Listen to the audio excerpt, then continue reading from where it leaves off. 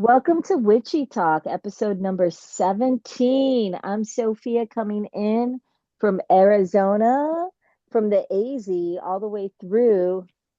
To the NZ, Nicola coming in from Aotearoa, New Zealand, the land of the long white cloud. And yeah, we're coming in for episode 17. We are here to chat about Chiron, the wounded healer. It's transitioning into Taurus. That is the placement that is in both mine and Sophia's charts. And anyone born between 1976 to 1984. So it spans like an 8 year period that it stays in its transit. And so, yeah, we thought when we noticed it was moving into this Taurus sign that it would be perfect for us to dive into this and look at what that means for us, and yeah, probably what that might mean for you too if you're watching and you are born between um, those dates. But before we get into that, we've wanted to do an episode for a while, which is like a get to know each of us episode. And I had a wee thought that maybe we could like just do a little snippet at the beginning of each episode, like get to know each of us a little bit better. So I thought that tonight we could do a favorite movie. I know there's many favorite movies, but maybe just pick one and go into why it is, and maybe in another episode we can reveal a different movie or, different aspects of ourselves at different points. So I thought that Mm. I might reveal one of my favorite movies in this way, and I would like to give you this greeting of wherever you are in the world, good afternoon, good evening, or good night. And if you know what movie that is from, that is one of my favorite movies. And I struggled for a while to be like, I don't know what my favorite movies are. Like, yeah, this is my favorite, and this is a favorite. And you're like, and you are, and you're like, you get on board with what your other friends' favorite movies are. But over the years, like I've just determined my favorite movies based on the ones that I like go back and rewatch like time and time again. And like the Truman Show is one that I've watched like a lot. And so just like really determining that's one of my favorite movies. And I love the aspect of like that, yeah, just like growing up not knowing that like everything is a show put on for you, and that there's this overseeing like guy in the sky that controls Huh. everything, that controls the weather and controls the narrative, controls the type of day you have, and just watching Jim Carrey's character like slowly start to like piece things together to like understanding that he's being manipulated by his environment, and he's in this kind of like weird parallel, parallel universe that's just, yeah, like confining him, and just watching him, yeah, determine how he can escape escape the matrix essentially. And so yeah, I love that film. I think one of my favorite scenes is when he's trying to hide from his friend in the basement and he escapes, and he ends up on the beach and is just like contemplating life, right? You just end up like that's like a scene that we all do, right? Try and escape the people that are trying to control us, and we end up at the beach somehow, and we're just like yelling at the universe, like, why? What is happening? What is going on?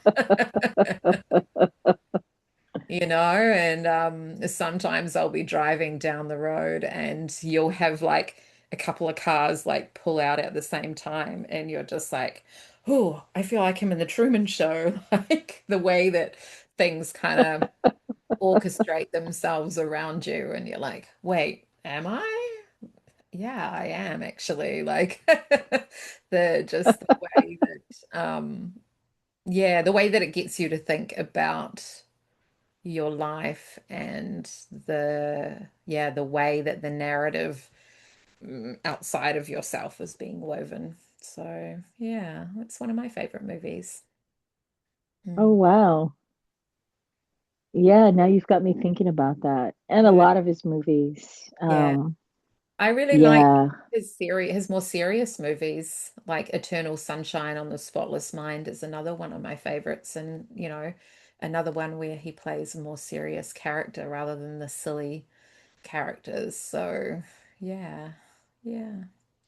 he's a great actor, most definitely. Yeah.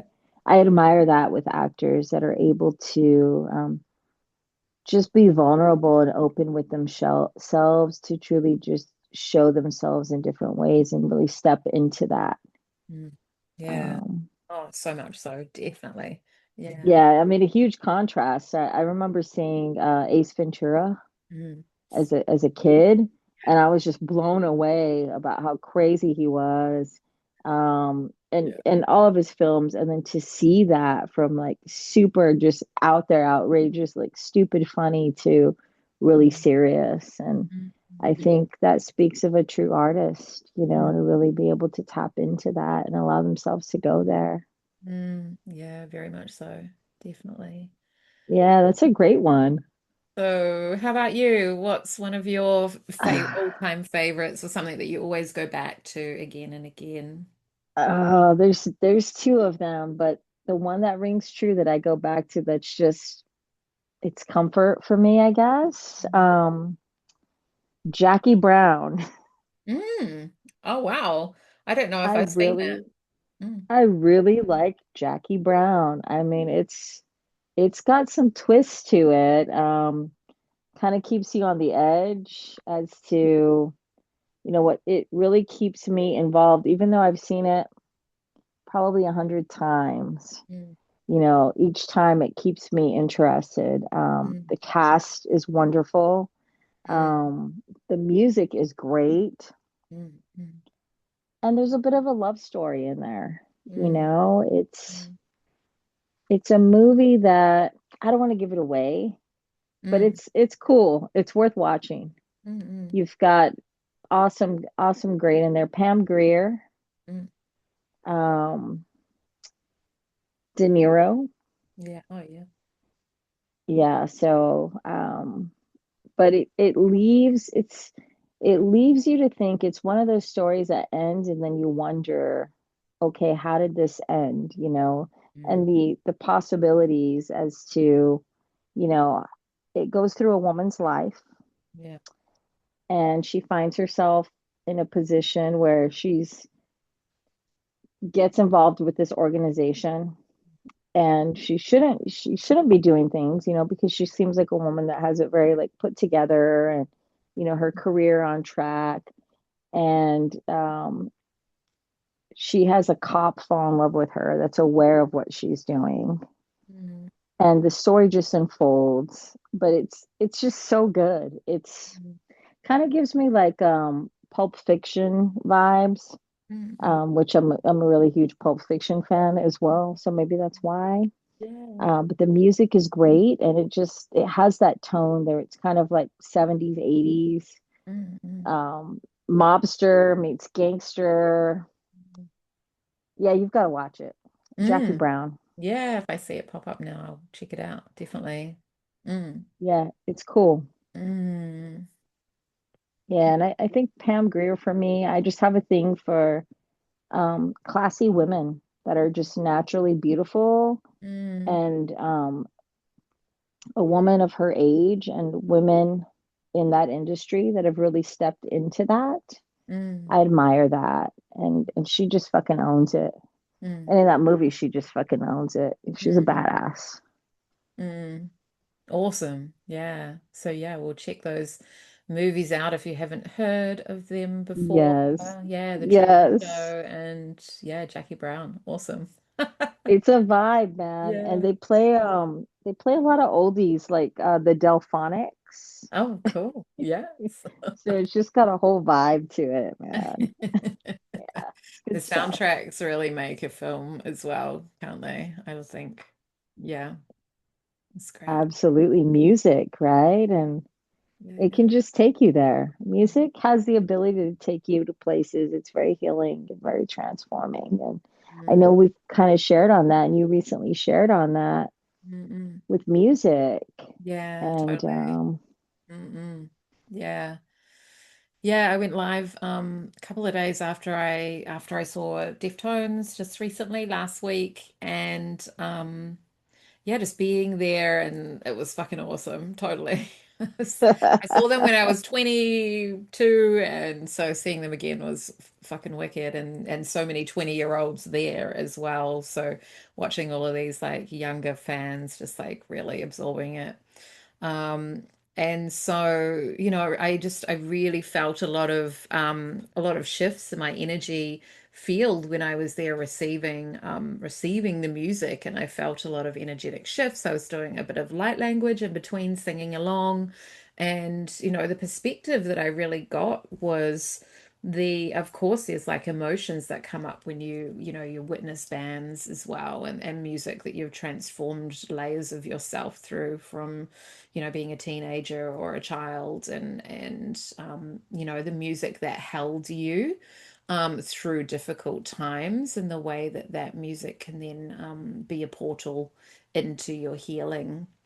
And whether or not you travel with a band through your life and continue to listen to them, or an artist or music and continue to listen to it. And I just really got the transmission that it's such an access point to like do ritual or do something around what you're wanting to transform, so you can then yeah, like it's like you can time travel with music.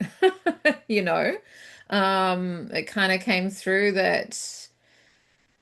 Yeah, I think maybe it was like last year sometime I had like this big realization around um the band Korn that I used to oh, listen to oh. like like obsessively, absolutely obsessed, so obsessed when I was a teenager. And you know they like really carried me through like a really traumatic time in my life, where I like experienced sexual trauma. And that they supported me, through like the pain and the anguish and the yeah, what it is to be a teenager experiencing that kind of thing. And, I went through a Hmm. period of time where I felt really disconnected from that band. I kind of felt a bit of shame or a bit cringy around them, and I Interesting. didn't want to listen to them.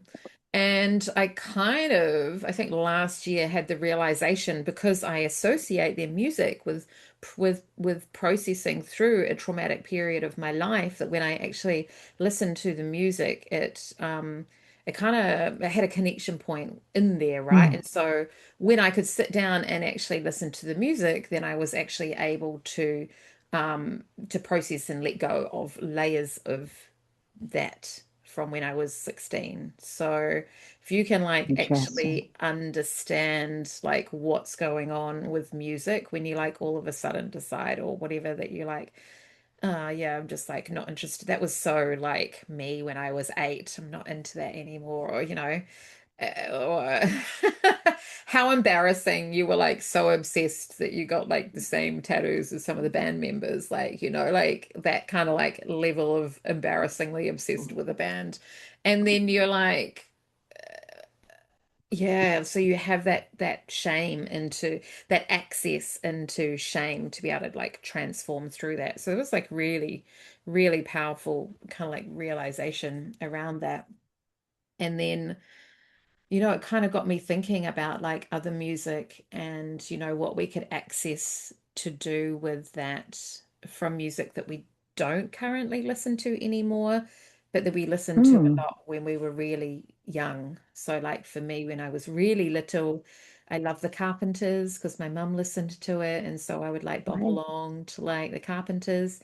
And so I don't like listen to that anymore. So if I was really wanting to do some like inner child work from being really young, then, I only had this realization like after the Deftones concert. So it's, it hasn't even, it's just been a week since then. So this is like a realization that I've just had that, if I was to sit down and do that work, you know, and go into ritual and get myself into a space where I'm like, whatever wants to come up when I'm listening to this music can come up. And if it opens the doorway for something to come out, then it does, which is, yeah, who knows what might happen.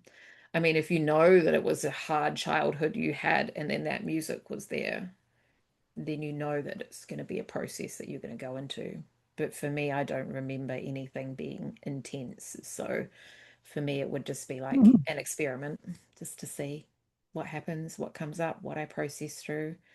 And then the other artist is Michael Jackson, which we like chatted about already. And yeah, that's a really big access point and like so prominent in the on the planet at the moment. Yeah. So you go to so many live gigs, so you must have that feeling come through a lot when you see these bands too.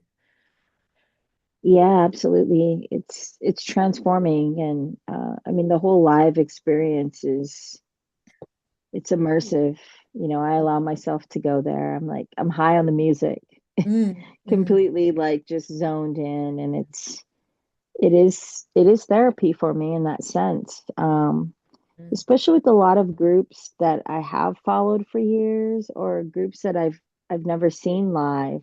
So it's mm, kind of the hype of seeing them live and mm, then experiencing it. And that's quite fascinating and beautiful that you've had that um, enlightenment with that, that's really come through because mm, that's a huge access point to mm, have the opportunity to tap into that as an experiment and utilize that as a tool. mm, mm, Especially being a music fan, mm. Yeah. um, and looking back on it now with Michael Jackson and reflecting, as to where that puts me in my timeline as a child and how his music was there and really helped me through and empowered me and just allowed me to, you know, smile and really tune in and just seeing him as an artist. Mm, Um, because I think he was one of the first artists I actually heard, along with Madonna, which was really big at the time in the 80s. mm, And so that's really cool to have the opportunity to do that and really connect with it in such a way. mm, Um, but yeah, most definitely. And there has been groups that I know, like, and I was thinking about this the other day after we got off the chat, is, that makes sense because there's certain groups that I really like tune into. Like, I know if I'm just having like a gloomy day or like I just trying to process through emotions, like mm, The Cure, Disintegration, that album will take me there. it mm, will it will take me there to where I can get through it, and it mm, and it takes me deep and to where I can just process through that emotion of mm, sadness or feeling overwhelmed. mm, Depeche Mode, a lot of their stuff will take me there. And so it does take me into those fragments of time. If mm. something maybe triggering comes up or something comes up where I'm going to take a little closer look into this. And so Yeah. that's really insightful to have that as a tool, Mm, right? mm. Totally. Um, and further interesting with Korn because that was a time that 15, 16, where they came into the fold for me, and it was something where I couldn't listen to them.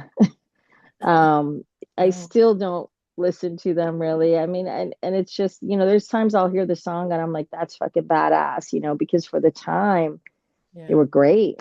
Mm, It was different. I mean, it had all of it, right? The spunk, the funk, they were just laying it down.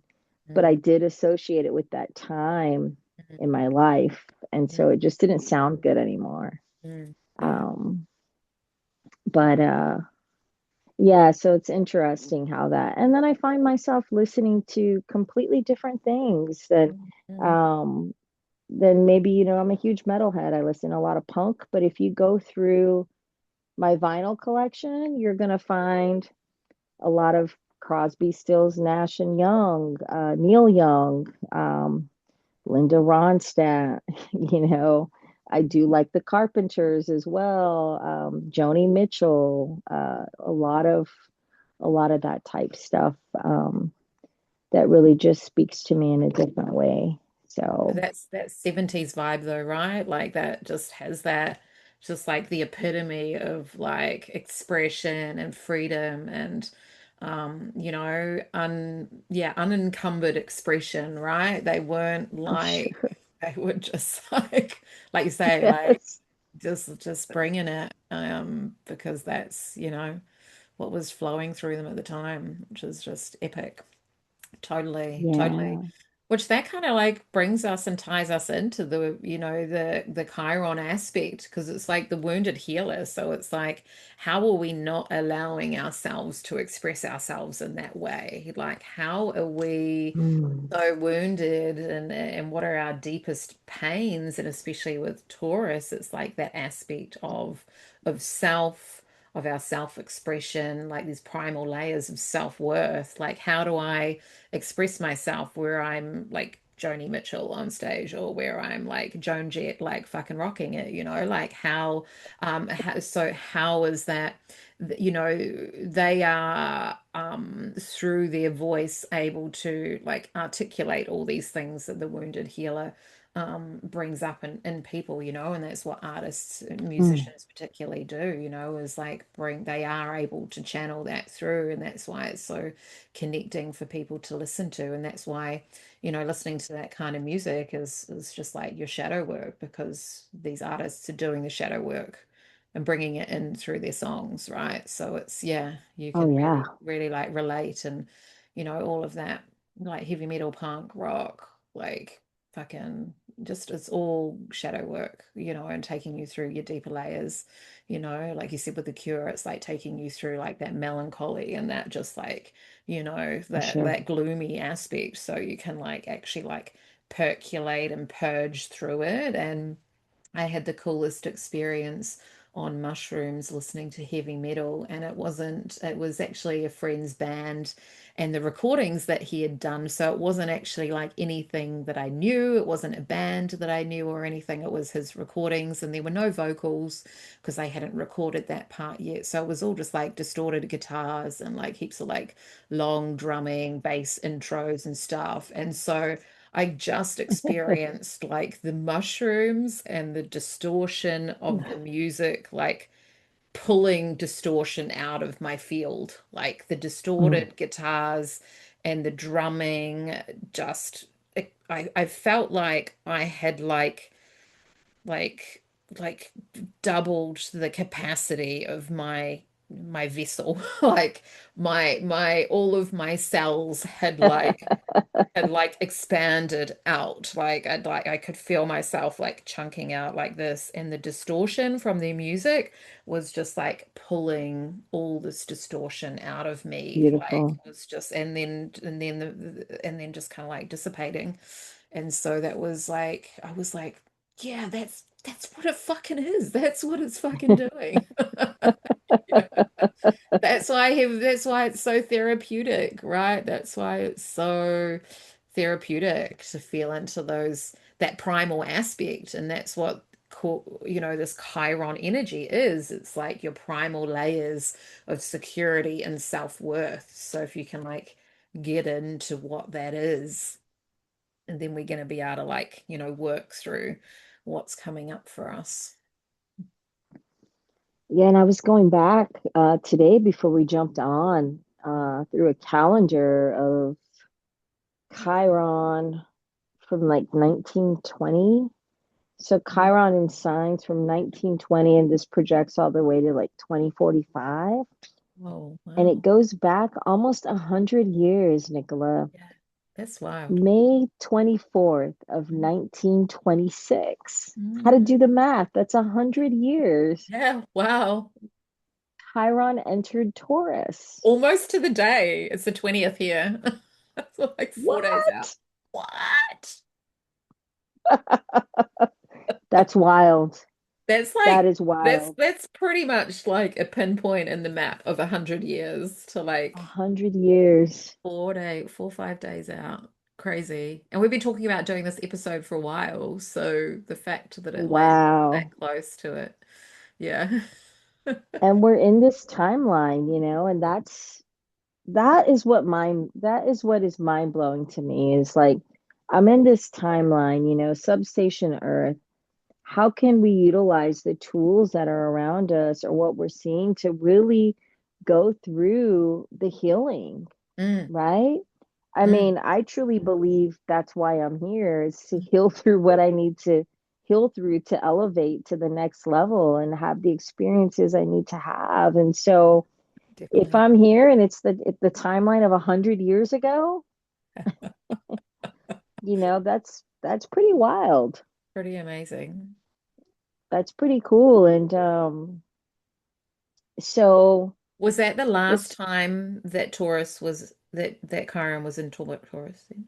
Is that what it said? that I will have to Oh research. yeah. That just randomly came up, and I'm like, how did this pull up the map? I don't know if you have Google in front of you. I could look it up, but also so Chiron is in each sign for 8 years. So Hmm. maybe 12, yeah. So that's where we get the 76 through the 84. Yeah. So Mm. just a couple Yeah. days ago, from what I understand, right? Mm. So that's 96 years. So yeah, like that's pretty close to 100 years, right? So the last time, yeah, the last time Chiron was in Taurus was 100 years ago to the day that it was, well, fucking 4 days, 4 days, 4 days Are you away. serious? 4 days away, but 96, 4 days to so Wow. what? Wow. We're just That's realizing this wild. live on here, right? So it's not like Wow. That's wild.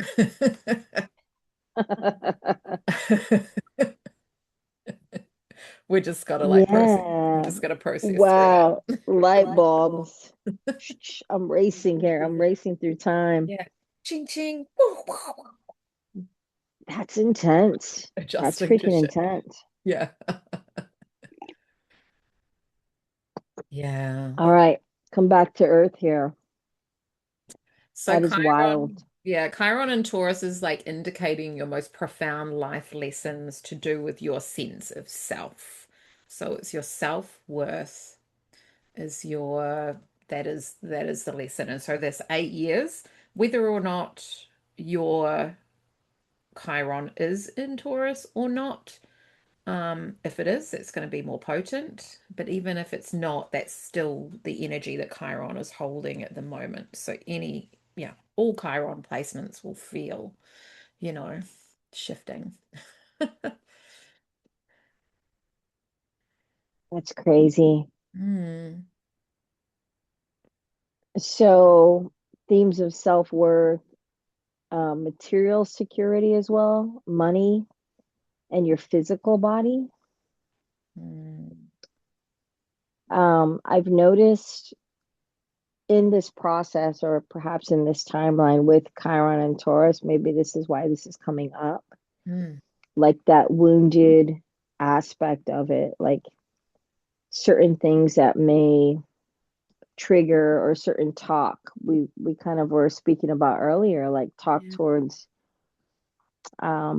the self, like how are we talking to ourselves, Mm, how are we valuing ourselves, mm, mm, how are we treating ourselves, um, for me, I've been very mindful of what I'm feeding myself with, like mm, for nourishment, whether it's mm, what I read or what I'm listening to, or even places that I'm allowing myself to go or environments that I'm allowing myself to be in. mm, Um, I do find moments where I am out a lot and try to support a lot of the local gigs here in the community, but I've found over the last few weeks that I've been very selective of like certain environments I'm putting myself in because either I know what type of crowd it's going to bring Mm-hmm. or, you know, what the general atmosphere is going to be in, and just being mindful of my energy and what I'm allowing into that space. So I've noticed that shift as to where I'm being more mindful of the self or where I need to take care of myself, whether it's nourishment and protecting my energy or nourishment of what I'm feeding myself, like not only spiritually, but what I'm actually eating. Yeah, definitely. So I've noticed that, and to like where I'm not nourishing myself, you Yeah. know, Mm, that's usually what comes to the forefront first, you know, usually by like I'm feeling really tired or drained or mm, um physically the universe putting me on my ass and saying, okay, Sophia, like you need to stay home and rest for a few days, mm, you mm. know. Yeah. So those are some things that have come up with that as far Mm, as around that self-worth aspect mm. in this transition. Like listening to those cues, right? It's like understanding the subtle cues that your body or your intuition is telling you.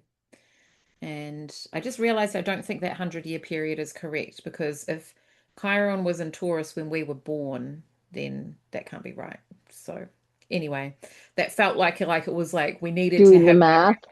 we needed to have that realization for like it definitely did something to my whole chills. You know, I got the whole energy running through my body. But yeah, we're not astrologers here. We're just like figuring it out as we go Yeah. and like learning interesting things as we go. So yeah, if Chiron was in Taurus when we were born, 1976 to 1984. So maybe that's like one cycle. So the time before that would have been 100 years ago. So yeah, yeah, It's still pretty fascinating to think yeah, how that it's like totally. 100 years to this day. Yeah. So Oh, there's totally. Yeah, some type of alignment going on there. totally, totally. Yeah. So what you're saying about like what you nourish yourself with, like I noticed I was sending a voice message to someone today, and as I was saying, I don't feel like I've got too much on my plate, but in terms of Mm. like my output of like what I'm doing and my jobs and all of the one-on-one readings that I'm doing for people and everything and the events, but it could easily get overloaded quite quickly. And then Mm. I have been noticing where I am, maybe like overfeeding myself a little bit too much. So, like, too much food physically on my plate. And so I was like, interesting when I start to like load up too much food on my plate, maybe it's like because I've got too many, like, you know, lists and things around.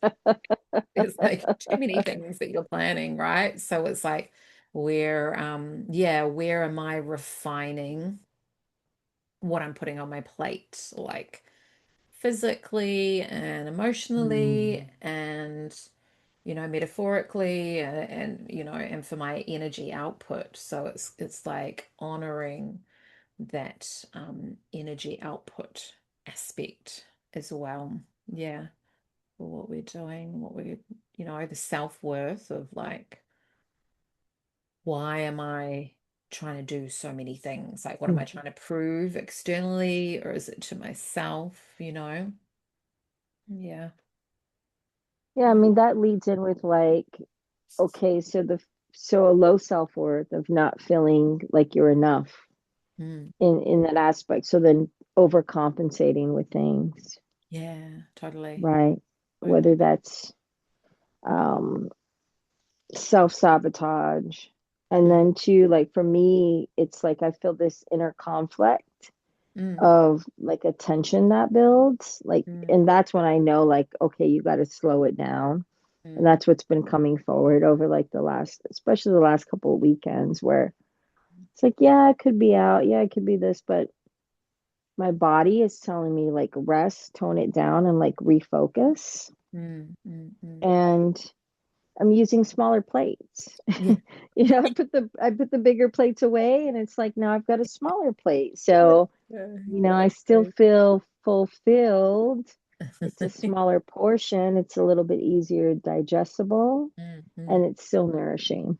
Mm. Yeah, definitely. Yeah, it is, isn't it? It is. Yeah.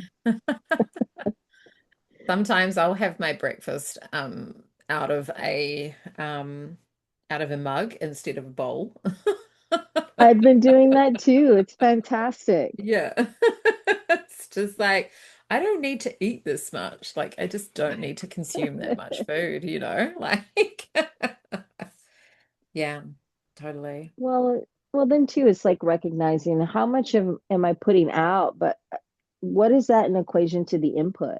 Mm, mm, Is mm. the output greater than the input? Yeah. That's when I start to feel like tired or just, like physically drained Mm. because, I'm expending more energy than what I've consumed to sustain that.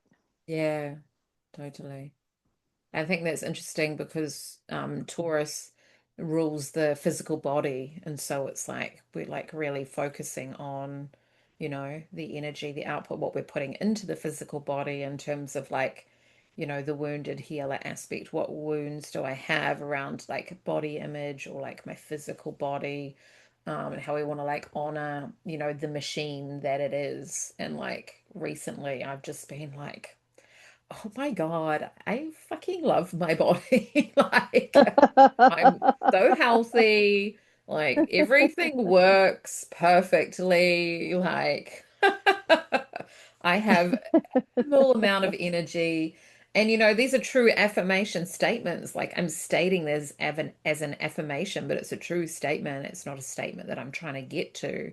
But that's what it kind of like feels like when you are, it's like, oh, that's what it feels like to affirm something in a true way. Like if you can affirm something in a true way. And I saw something the other day, and it was an Alan Watts thing, and I'm just going to find it really quickly. It won't take long because it was, you know what? I need to take more photos because my photo album is pretty much just screenshots.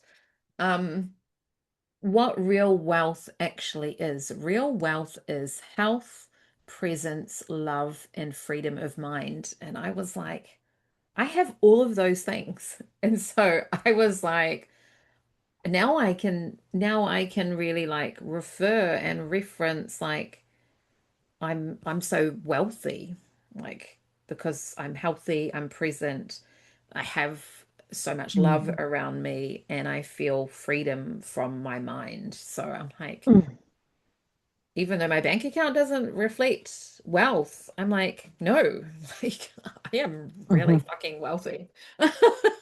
And so then you can shift and actually affirm from like a believability, right? It's like believability in your affirmations. And that's when you can really like shift and be like, actually, this is a fucking true statement. And Right. then it like really shifts, right? You're like, me saying I'm wealthy, like even a year ago, would have been like, no, you're fucking not.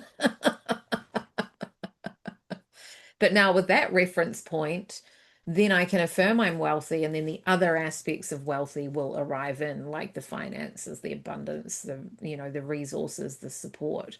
So it's feeling like we can like get through, the other side of these like wounded aspects, of how yeah, Chiron um, kind of like inhibits your self-worth, so you can like kind of like really shift that. So I'm wealthy. I'm really fucking wealthy, Oh, Sophia. for sure. For You're fucking, sure. you're so wealthy. Like, Sophia, you're so wealthy. And it is self-affirming, right? I mean, in the sense of it's not just an affirmation you're reading online or something pops up and you're like, that sounds good, but it doesn't really apply and it doesn't really feel like it Mm, resonates like truly. yeah. Um like you embody that, Yes. right? Because it's something that you arrive at naturally with your own thought process. Like it's not like this is not written as an affirmation statement, right? It was like Right. information that I then was like, actually, I can apply this to myself. And I was like, actually, I have all those things. Actually, all those things in my life are really good. And I was like, oh my God, I'm so wealthy. So when you can like come arrive at these statements and you're and these and it might be something that you tried to affirm like fucking years ago and it just didn't resonate because It doesn't not resonate, not true enough, you know. There needs to be like a little slight element of truth. Like I'm becoming wealthy. It's like, oh yeah, I can affirm that. Like I'm becoming this. Um, but yeah, I think it's embodied. What you just said, right? It's embodied. You arrive at that. You arrive at it yourself, even if it comes from listening to something else or someone saying something. It's not just like a list of like Instagram affirmations that have just kind of yeah. like come across your Exactly. that you've just like scrolled and screenshotted and been like, oh yeah, I'll do those every day, you know, like some fucking shit. So it's like, you know, that's the world we live in. That's what I'm saying, that my whole fucking photo album is mostly screenshots. Like need to take more actual photos with this like amazing technology to take the best photos that we've ever been able to take. And I fucking it's just all screenshots. Oh, girl, are you looking through my phone?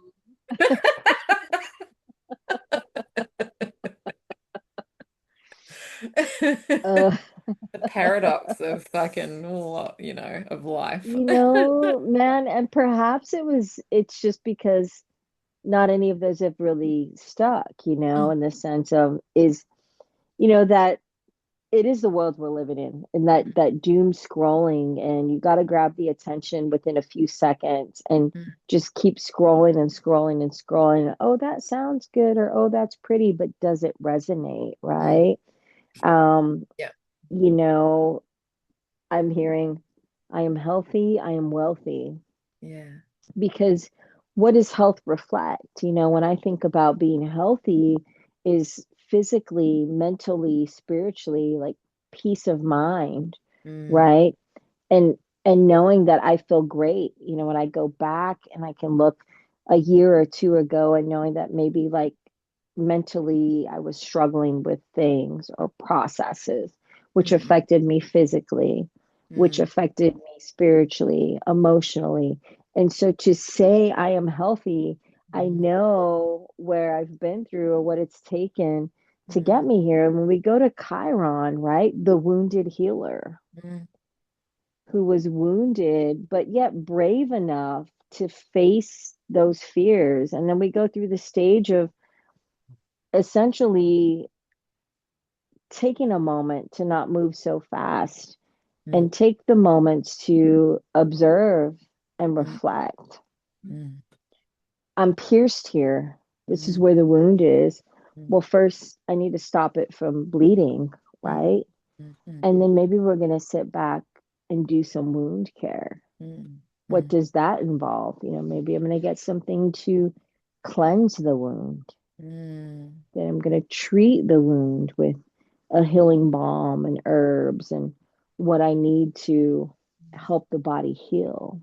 Yeah, And self-care. so Mm. through that process, we had talked about, and I had noted like the stages. Oh, yeah. Yeah, this is really Yeah. interesting. Yeah, bring those in.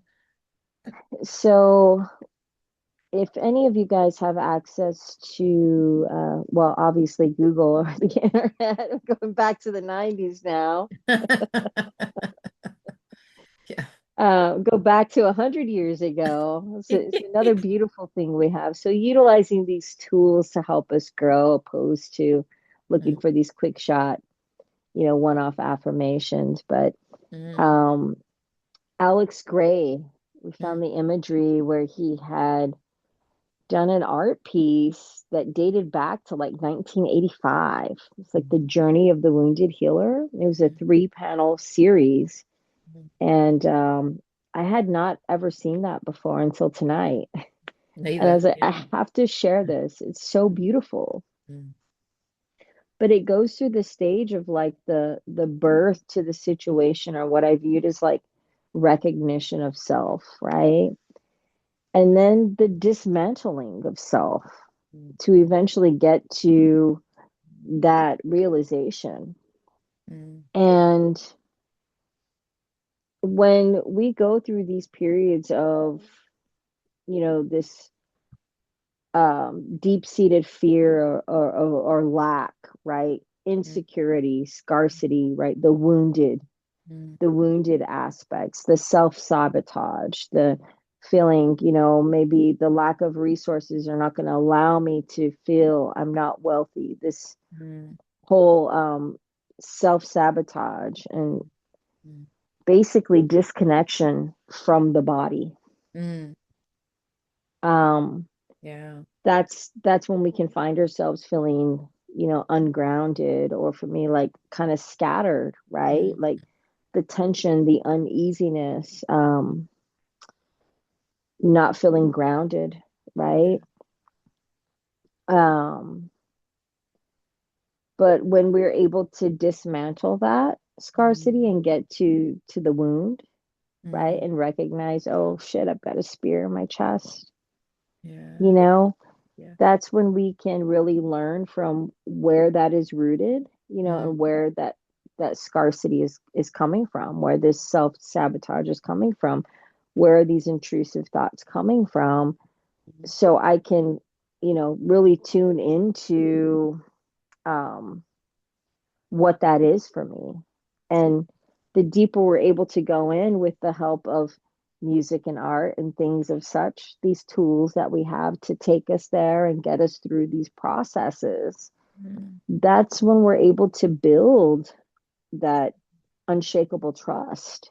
Yeah. That's how we really get to know ourselves. And for me, that's been my experience, and really has allowed me to naturally build that trust and Mm, generate that power, and regain that self-worth, mm, mm, um, and knowing that I can provide that for myself, because at that point I'm not looking for external resources or things, or for me it was like collecting things or whatever that may be, and mm. really just wanting to build my health.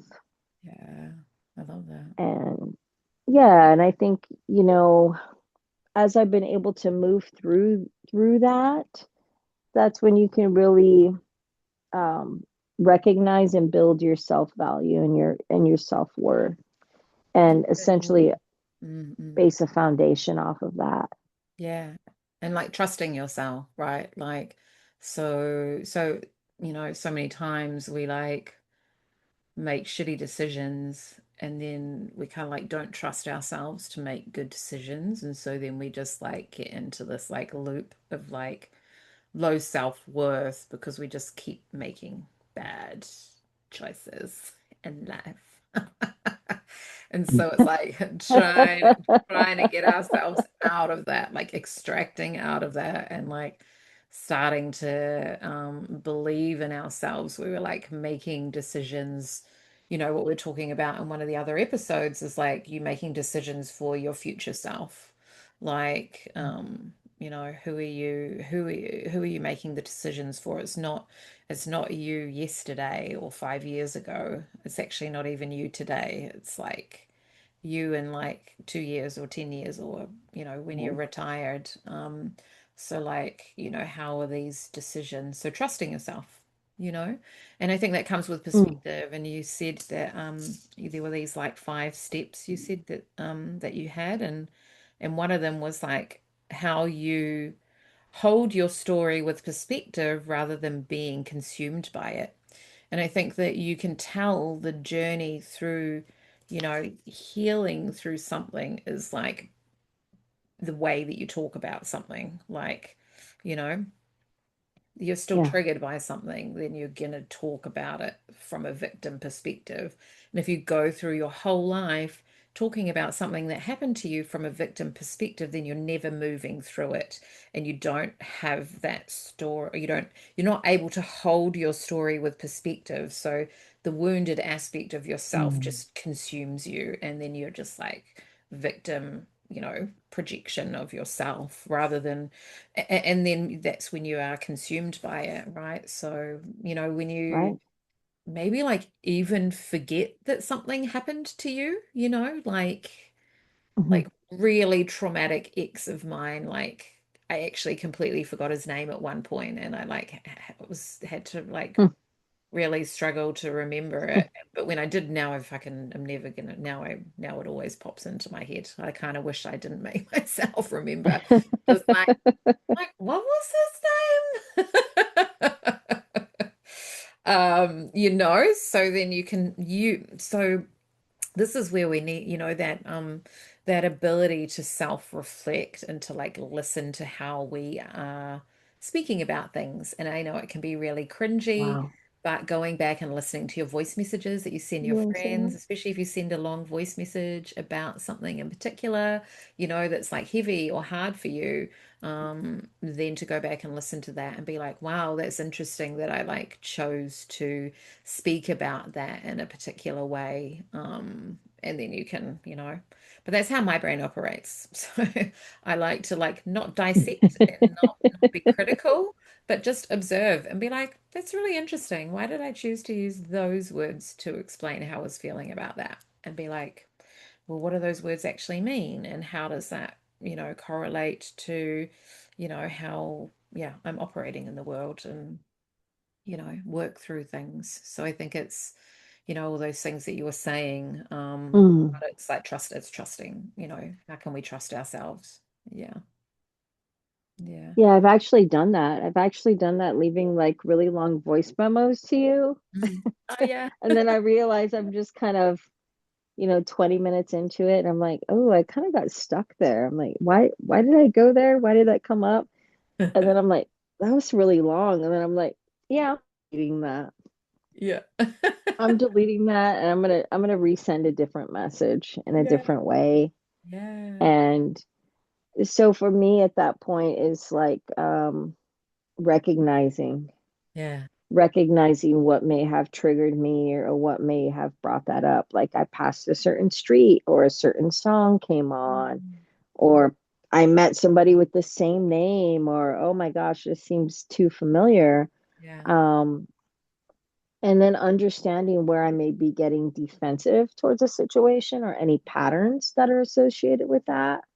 Yeah. That's great. And So, then basically it leads us to understanding we have the tools, right? So what we were sharing earlier is like reliable strategies, mm, things I can rely on, like, hey, Sophie, snap out of it, or I recognize this. mm, Now I need to regulate myself. This is when we mm, call the regulators in. yeah. Regulate yourself. Regulators. Is that Ice Cube? Regulate Regulators.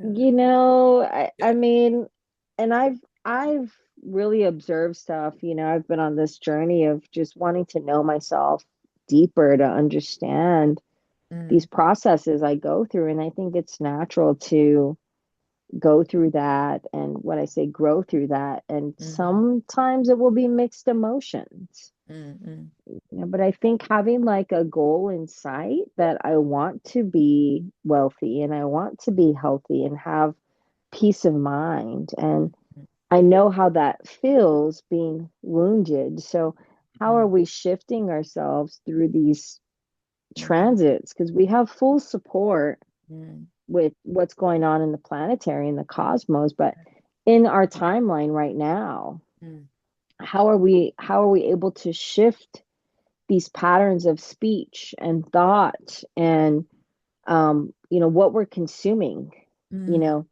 mm, uh, spiritually, physically, mm, verbally in our minds, and knowing, I don't really like broccoli, that doesn't taste good, and coming to find what is actually nourishing you, and what do you like, and where are you compromising that? Yeah, totally. It's like, Which takes us back to self-worth. mm, yeah, but it's having the vulnerability as well to be able to like access um and like truly see ourselves in a way that we can then transform through it, right? So for me, um, Mm. like a lot of the aspects that came up for me was around like gatekeeping. And like I always felt like I was behind and scrambling and, not up with the cool stuff and always discovering things late. But I think it was actually just Huh. because I was like so obsessed with something for like a long period of time. So like I was obsessed with something, it was like I'm in here, right, for like fucking years and nothing else mattered, right?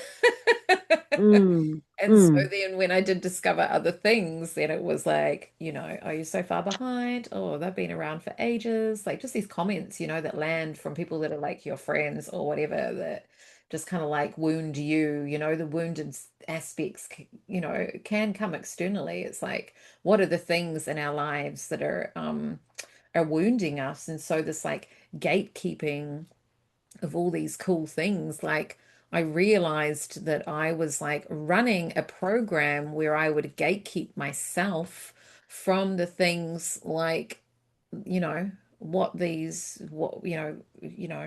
gonna what's gonna happen. But I was running it in my field, kind of like semi subconsciously, just, fucking putting myself down To without. yourself, this was Yeah, what was going on with you. yeah, totally. Yeah. So it was like, Oh, yeah. But okay. it's kind of like the program that you get from the people around you that say things to you. Like Right. if your dad Right. always tells you like you're a shitty dancer, like you're never gonna succeed at that, why are you Right. trying to be a B girl? Like you need to go to law school or whatever, like whatever For and so sure. you're just gonna like hear that voice in your head, right? And that's gonna be a program that you run as your dad telling you like you can't have a career as a backup dancer for fucking, Mm. fucking Lady Gaga or whatever. You have to do this other thing. So yeah, so like I was running these programs of these people being like, you know, oh, you're always so far behind, or oh, they've been out for ages. Have you never heard of them or whatever? And so, like these times that it kept happening, then I would run that, you kind of like run that program on yourself, right? So then it's like, Wow. it's you, but it's not you. And so it's like realizing that, yeah. And that was just in like the last few weeks. I'm like, oh, that's what I was doing all those years. It. Like, I don't Yeah. do it as Wow. much anymore. But I kind of like could see when I was doing it, like in my 20s and stuff, and like how that really like changed how I was like Mm. operating and how I was like connecting with people or not connecting with people. Like when I look back to my 20s and kind of scan through, and it's not in a like, oh, I missed out on so many opportunities way, but it's just Right. like, Right. wow, I actually had so many access points to some For really sure. fucking cool shit that I For could have made sure. happen. And I just missed it because like my self-worth was just like fucking in the toilet, right? So, Yep. um, like, I mean, all of this stuff is going to be applicable all your way through your life. And I feel like I'm pretty like regulated and done a lot of work. But then I hear stories of, and I'm like, surely everyone in their, 40s and 50s is like on top of things. And I hear stories from people and they're telling me all this fucked up shit that's happening. And I'm like, whoa. What's this person up to? And they're doing this and that and the other. And I'm like, how old are they? And they're like fucking nearly 60. And I'm like, Yeah. what? What? Yeah. Yeah. So they're still operating from these just like victim cycling projection, fucking distorted shit. So like Right. I feel like you go through your whole life just like missing out on just so many beautiful opportunities. And so that was what I was running in my late 20s and not so much in my 30s, but starting Mm. shifting out of it. So just like not looking at it in terms of like, oh, woe is me, I missed out on all of these things, but just Right. like, wow, like I actually had so much available to me that I was just like so like shut down from like so many things that happened that I just, yeah, missed out, but also like you never miss out on anything because everything is supposed to happen as it's supposed to happen, Right. da, Yeah, da, blah, blah, blah, all of that. But it's just like perspective, like not dwelling on it, but just like, wow, okay, so fucking don't do that now.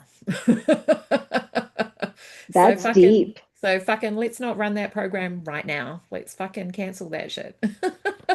That's fucking deep, Nicola. Anything that's still in that vein, that's still lingering, because it's still, any tiny Hmm. thread, it's not fucking here, but it's like if there's any like little fucking niggling fucking shit, like just dismantle it and extract it and tell it to fuck off.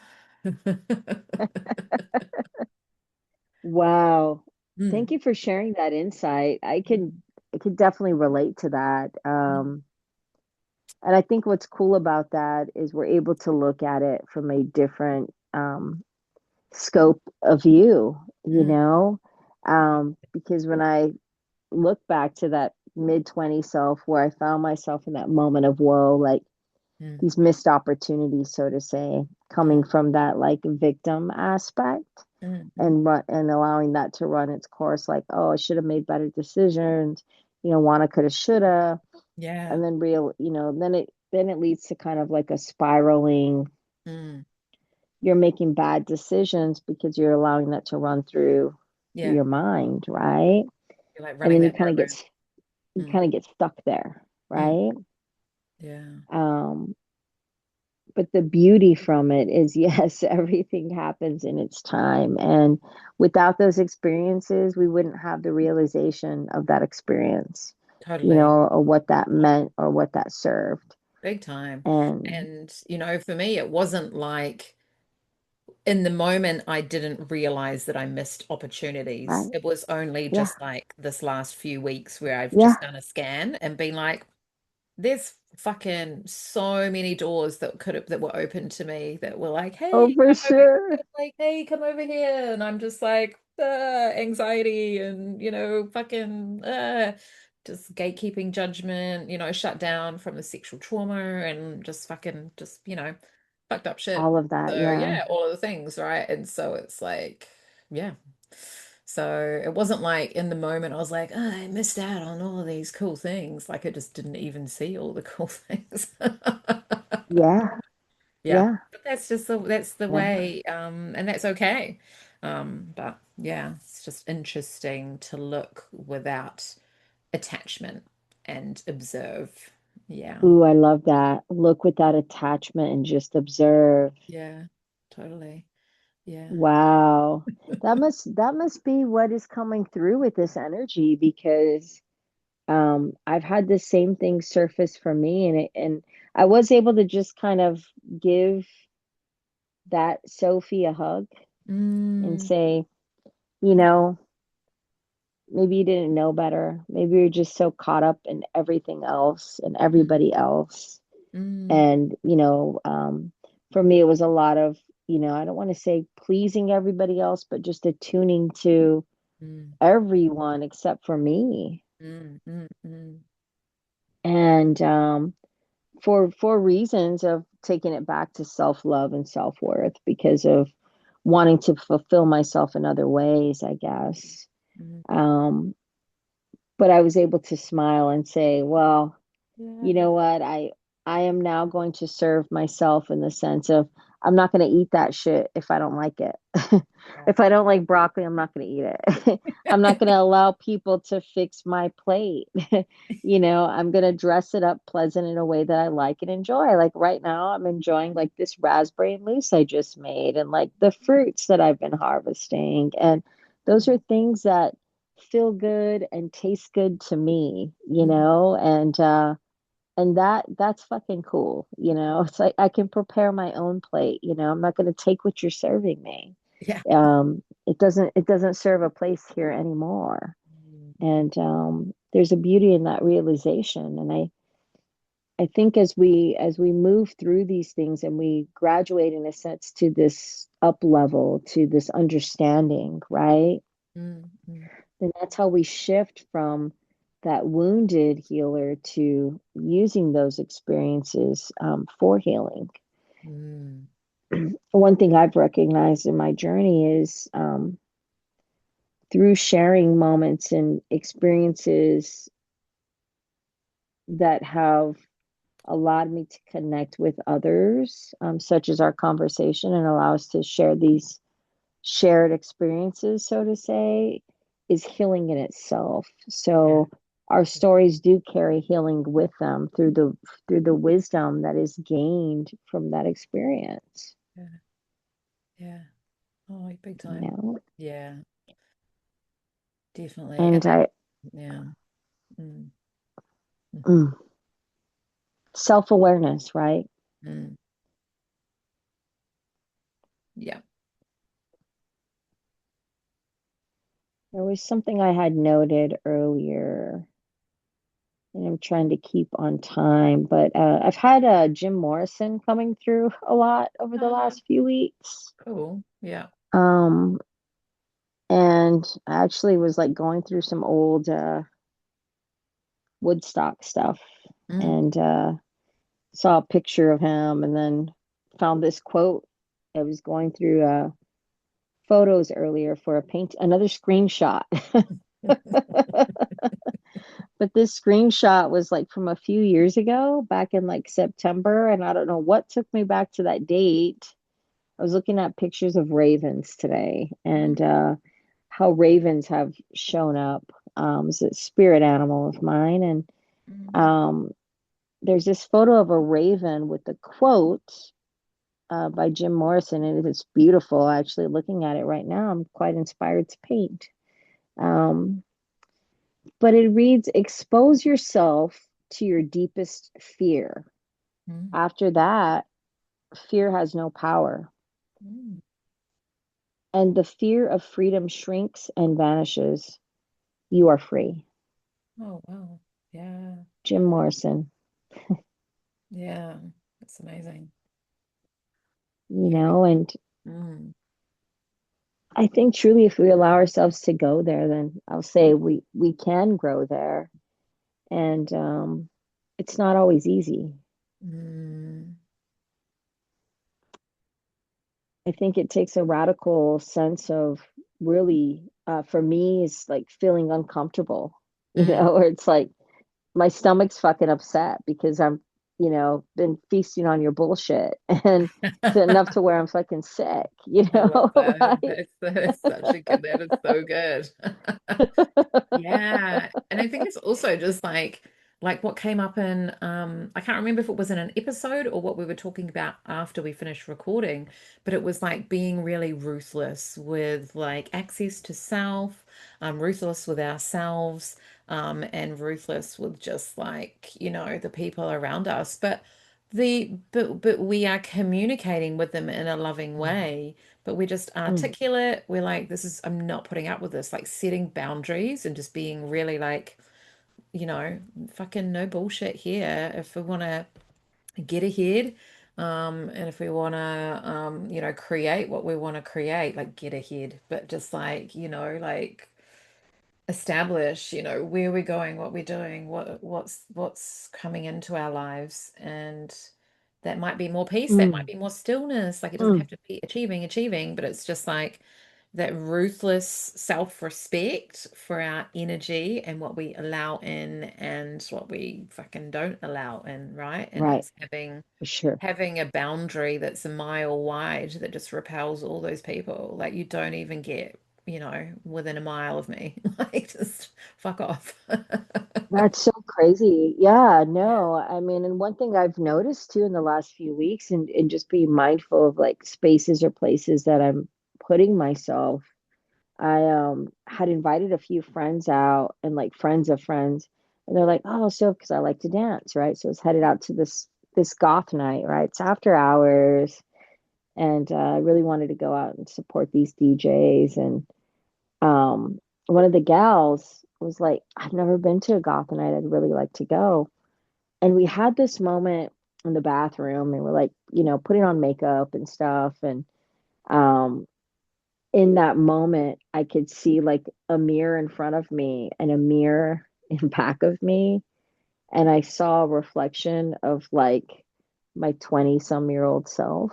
Oh, wow. Yeah. And I'm like, wow. Like, Wow. and I just kind of smiled at myself in the mirror, like, am I seeing this right now? Awesome.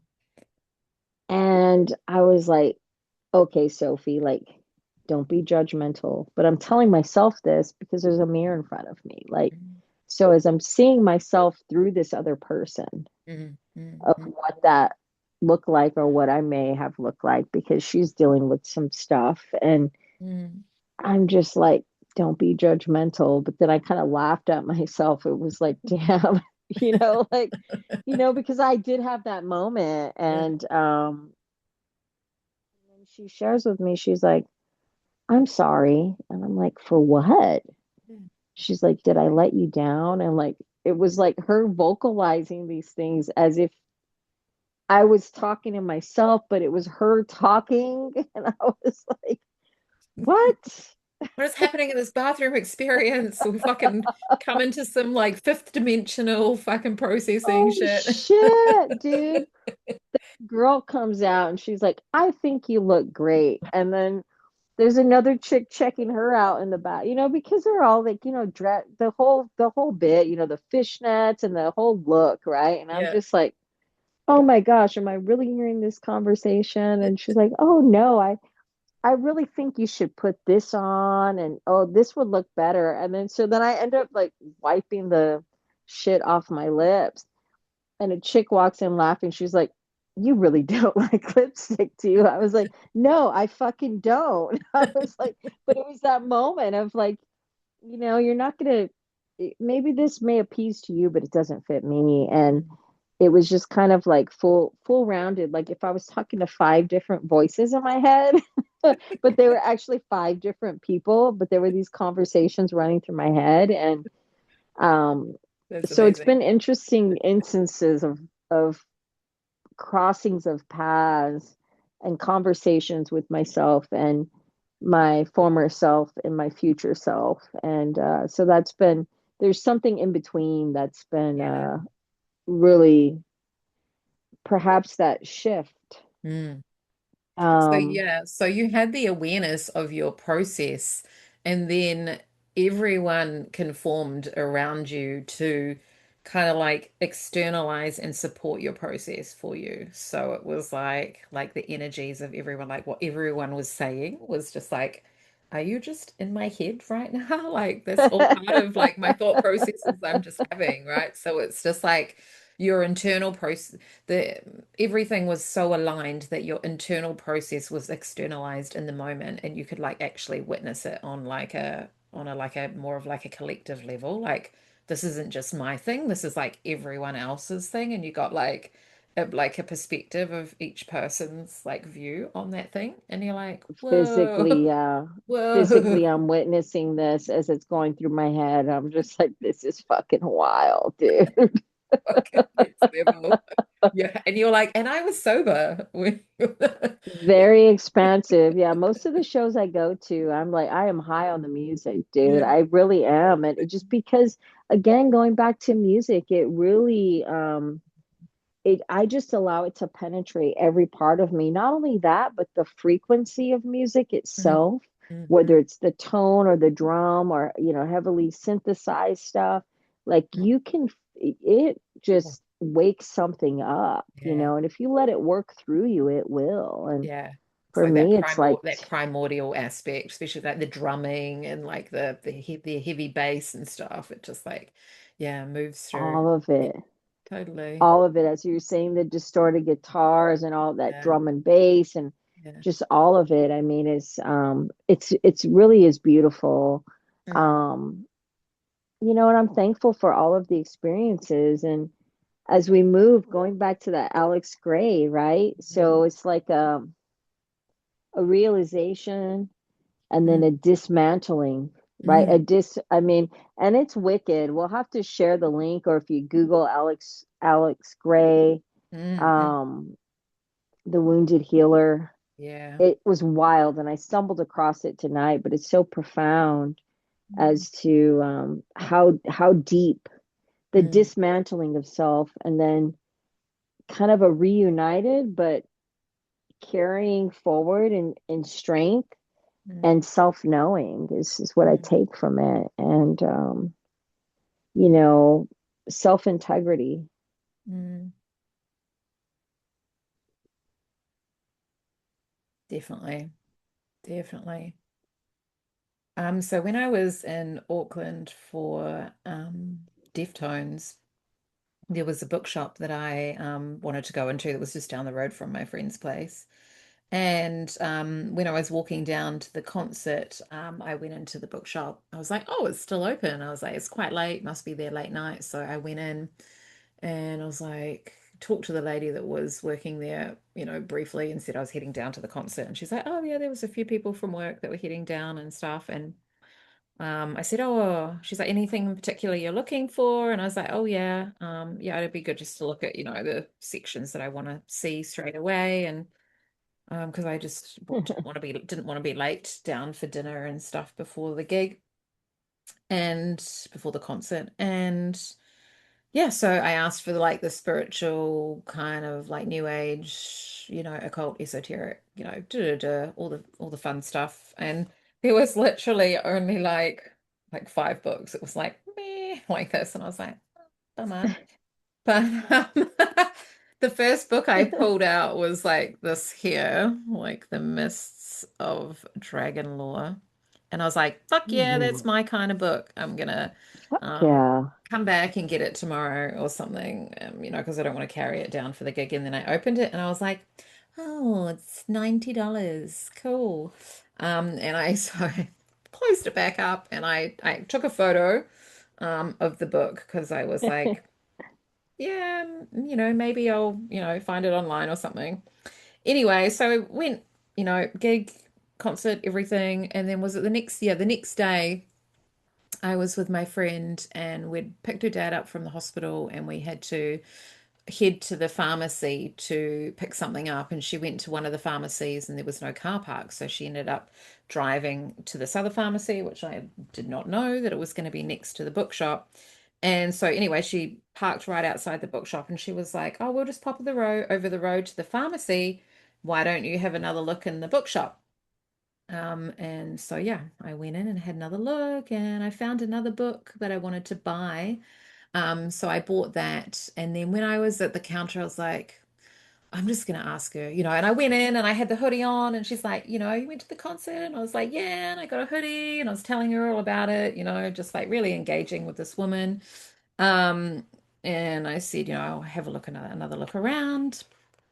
So I found one book, and as I was buying it, I said, "Oh, I just have a question about another book that you have there, and I just, interested to know."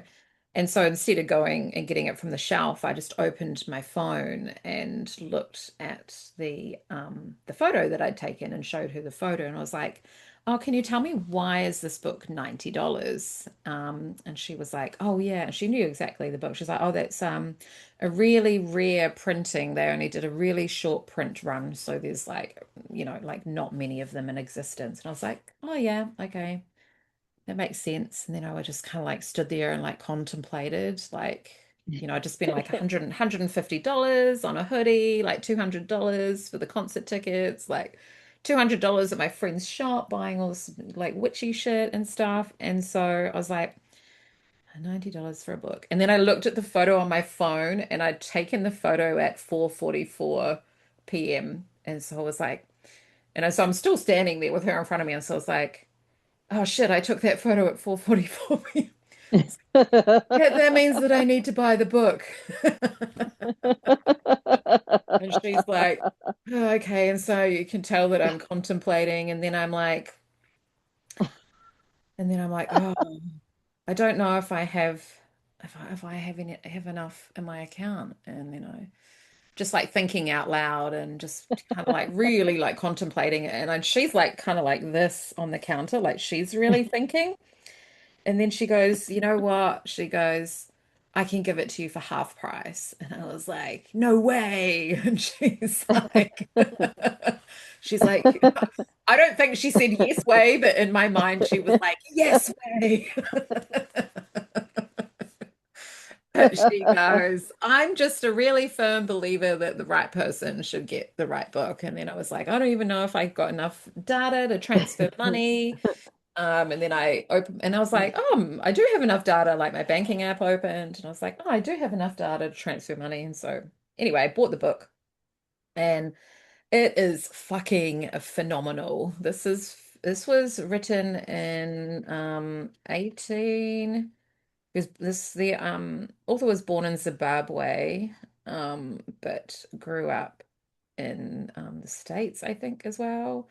But it's about Toltec wisdom, which is about the warrior's path. This one is about. So Oh, wow. really amazing. I think in the 80s or 90s, 1998. But it starts, and I'm not gonna like read it all, but I might take some photos and send to you because it's amazing. So the introduction starts with a 5 page, 5 page speech that the great Indian chief in Washington sends word that he wishes to buy our land. And the great chief also sends us words of friendship and goodwill. So it's like it's a speech that this Indian chief gave, knowing that the Red Indian Chief, Seattle was his name. The speech was delivered in 1854, and it was about knowing that the white man was like coming to take Right. away the land. But it was emotional. It was essentially like a prophecy of just like all of the fucked up Sure. shit that's gonna happen from it. And it's like reading a description of like what's happening now. He's like, we're surrendering to what, is coming and we will, move to these reservations and this, but it was just like he had this like massive download and this speech. I was like crying on the plane, crying on the plane Oh, home as I was reading it. So definitely take photos and send to you. But just the alignment and you've like, you've said that's, what's happened when you know, you arrive at the right place at the right time and there's just like the right thing that's like there for you to read or pick up on or be a part of. And so I really felt like those synchronicities there. So this is yeah, like oh, I it's think I beautiful. think each Witchy Talk episode I'll bring in a little bit more from it because it's just like it's so powerful. I Yeah, would love that. And yeah, that's so fitting because I yeah. was just I sent a friend I yes, you can't make this shit up, dude. But I've had a lot of that pre-Aztec Toltec wisdom coming um through a friend who was a mentor that I wish I would have had the opportunity to share with her how much of an impact she made in my life at the age of 15 when I Mm, was dealing with some very troubled stuff. And she shared a lot of that wisdom with me mm, through art and through music. mm, And so I've been feeling and hearing her a lot lately. mm, And she really just encouraged me to be proud of my heritage mm. because it was something that um, was looked down on, for being Yeah. uh, indigenous, and to the point of, growing up, I didn't even want to speak our native language. because I felt that I would be looked down on or laughed at or not respected. And I've struggled with that along with a lot of people I know, in just having this like inferiority with that whole aspect, with the white man, like I'm on neighborhood watch where I'm at, and I've had like police officers like come to our house because I watch over the neighborhood. And it's just this like something you feel because a white man's knocking at your door. And Yeah. it's like ingrained where you're taught to fear that. Because a lot of the colonization and things that were done, and where people were actually moved off of their land and, displaced. And so, yeah, I had sent a friend some photos that came through, that were like Aztec and Toltec, animals with like the plumed serpent and different things, that really just these bold figures that came through, that I've just been feeling that energy lately. So it does not completely surprise me that you share that, but I would not be expecting that out of a book with that cover, I guess.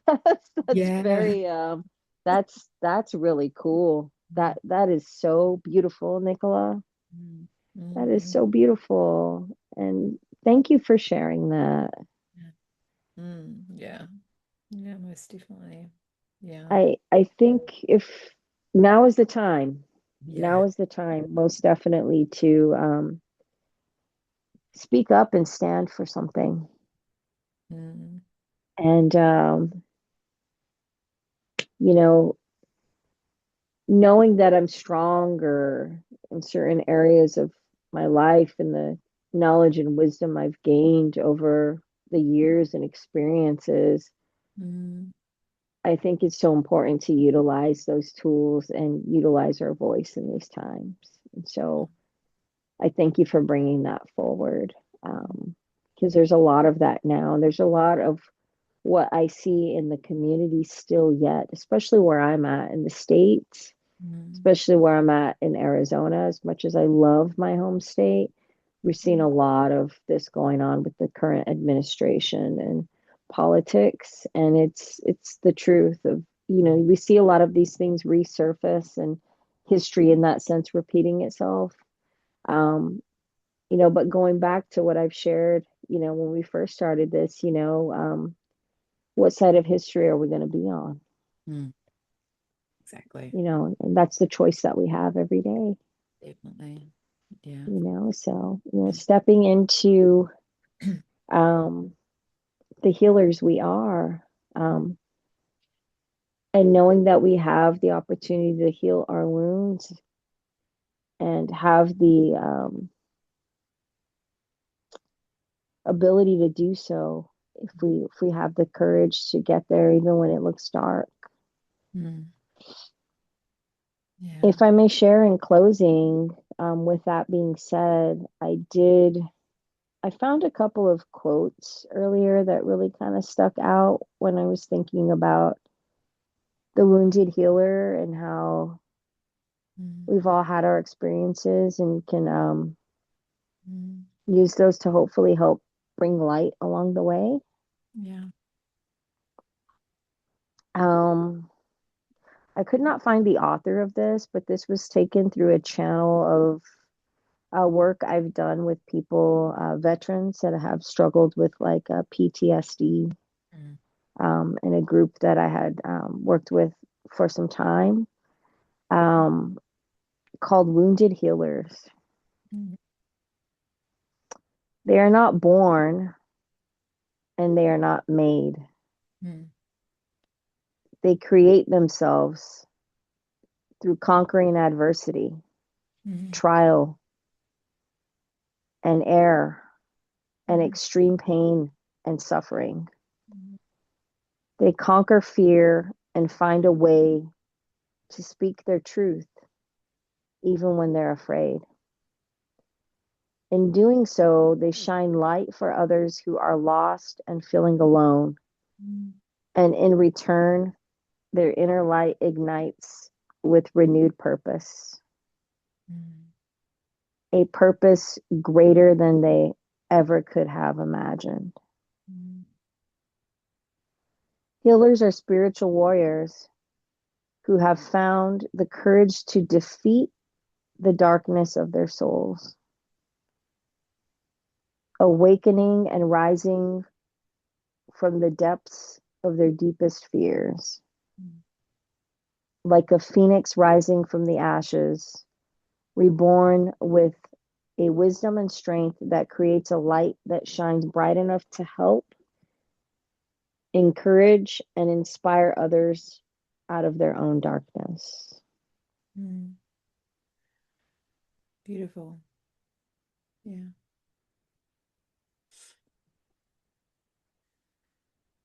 Mm.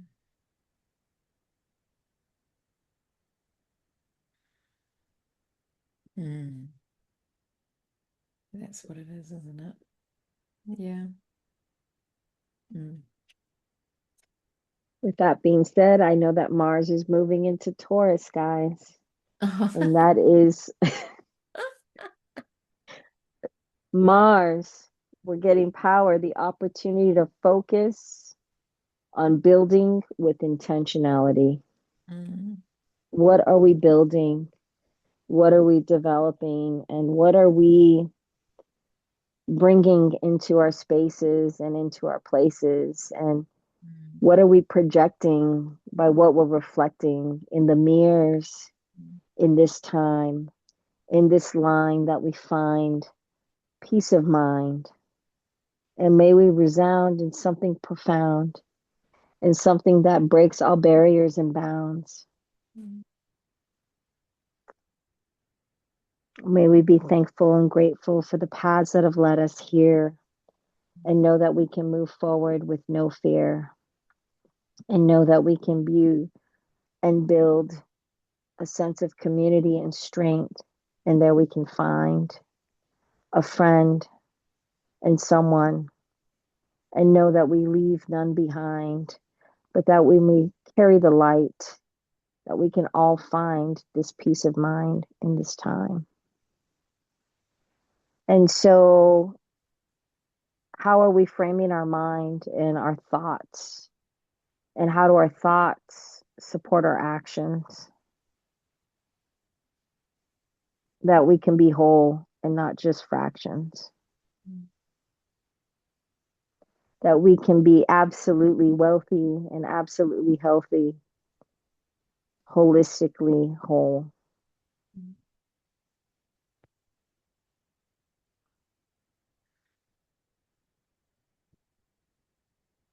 Mm. And so it is. Mhm. And so it be. Mhm. So mo to be. We are complete. So much love, Nicola, from my space to yours, from the AZ all the All way through. the NZ and everything in between. We are Witchy Talk. Please like and subscribe. It helps us build our channel, and we will see you in the next episode. Mm, much love. Peace, love, punk rock, Yeah, heavy metal, grooves, moves, jazz, lay it on down, we're bringing it throw all. in some carpenters and build something. Much love. Much love. Ciao. Ciao for now.